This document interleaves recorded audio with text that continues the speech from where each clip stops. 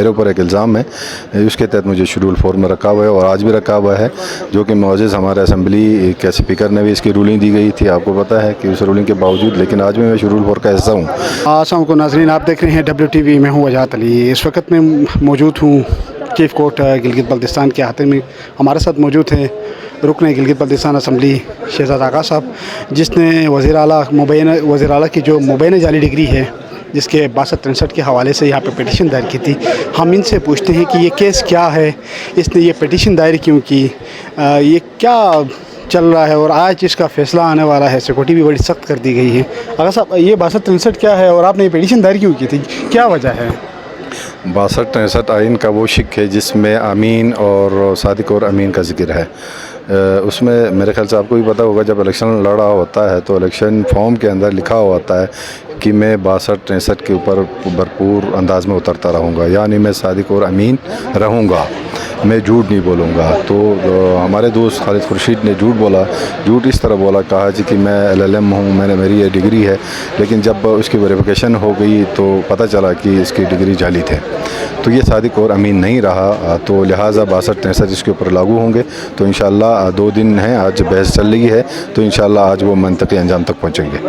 اچھا آغا صاحب، یہ تو 6263 کی بات ٹھیک ہے، کل آپ پہ بھی یہی ایلیگیشن اٹھی اور اس کے ساتھ یہ کہ مخالف جو وکلاء ہیں وہ یہ کہتے ہوئے نظر آئے کہ شہزاد آغا خود شیڈول 4 میں ہیں، 16 MPO لگا ہے اس پہ، اور اس کے ساتھ یہ ہے کہ اس کا نام بھی گڈ بک میں شامل نہیں ہے۔ یہ ساری چیزیں ہیں، کیا کل آپ کے خلاف بھی کوئی پیٹیشن آئے گا، آپ کو بھی ریموو کیا جائے؟ کیا ایک بات ذہن میں رکھیں، شیڈول 4 ایک کے کیا نام ہے، کوئی مجرم نہیں ہے، بلکہ یہ، لیکن میں یہ بتاتا چلوں کہ شیڈول 4 میں ہو اور وہ کسی کے خلاف پٹیشن نہ کر سکا یا کہ اپنے حق کے لیے کہیں بات نہ کر سکے، وہ کون سی بنیادی حقوق کی بات ہے، کون سی ہیومن رائٹس کے اندر آتا ہے؟ یہ تو ہیومن رائٹس کی وائلیشن ہے۔ لہٰذا میں شیڈول 4 میں ہوں اور میں نے پٹیشن کی ہے، وہ مجھے حق ہے، کیونکہ میں گلگت بلتستان کے ایک آئینی شہری ہوں، اور مجھے یہ حق ہے کہ میرے قوم کے ساتھ ہونے والا ظلم، زیادتی، ناانصافی کے خلاف میں آواز بلند کروں۔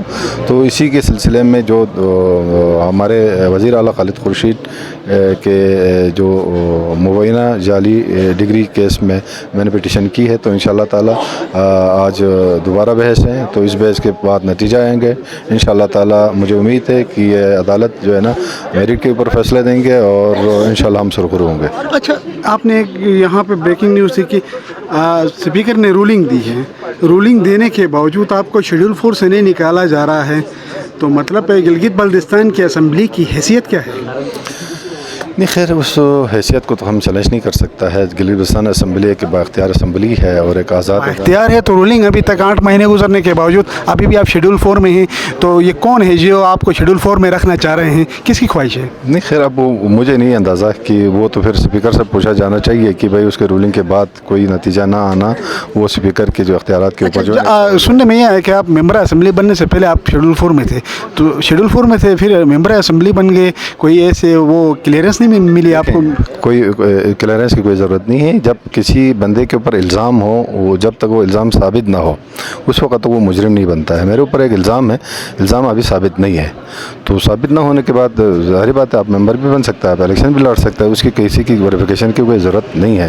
مثال کے طور پر یہ ہے، میں الزام لگاتا ہوں کہ وجاہت چور ہے، جس دن وجاہت چور ہونے کا اگر عدالت کوئی فیصلہ دیتا ہے تو اس وقت آپ، اس کے بعد آپ مجرم ہیں۔ اچھا، یہ آپ مجرم نہیں ہیں۔ ٹھیک ہے، یہ رولنگ ہوئی، رولنگ کے بعد ظاہر سی بات ہے وہ مختلف ڈپارٹمنٹ میں چلی جاتی ہے، کہاں پہ جا کے آپ کی فائل اٹک گئی؟ جو اسپیکر نے جو رولنگ، جب رولنگ ہم دیتے ہیں تو وہ تو ہمارے جو داخلہ کے سیکرٹری کو دیتا ہے، تو داخلہ کے سیکرٹری، وہ آپ کے اسمبلی کا نہیں مانتا؟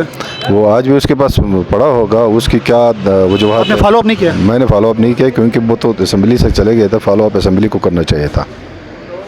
صحیح۔